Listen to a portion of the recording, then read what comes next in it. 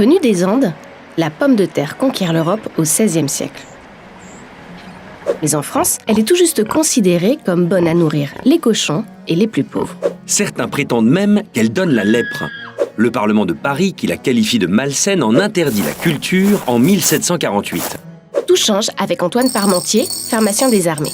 Prisonnier en Prusse dans les années 1760, pendant la guerre de 7 ans, il goûte la pomme de terre et découvre ses propriétés nutritives. C'est une révélation dans un contexte de disette chronique.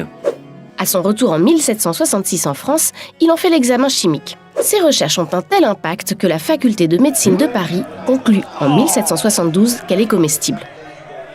Le Parlement maintient son interdiction, mais Parmentier ne désespère pas. Il invite à sa table des hôtes renommés, comme Thomas Jefferson, et leur fait goûter la pomme de terre. Thomas Jefferson évoquera à son retour aux États-Unis une délicieuse recette, l'ancêtre des French fries. C'est pendant la sécheresse de l'été 1785 que Parmentier obtient l'accord de Louis XVI pour cultiver le tubercule. Il use alors d'un stratagème publicitaire. Le jour, les cultures qu'il a mises en place à Paris sont aussi sévèrement gardées qu'une mine d'or. Mais la nuit, la garde est levée. Les Parisiens se précipitent alors pour piller ce trésor. Les citadins sont conquis par la pomme de terre. Restait à séduire Versailles. En août 1786, c'est chose faite. Parmentier offre un bouquet de fleurs de pommes de terre à Louis XVI. Le roi l'accroche à sa boutonnière et pique un brin sur la perruque de Marie-Antoinette.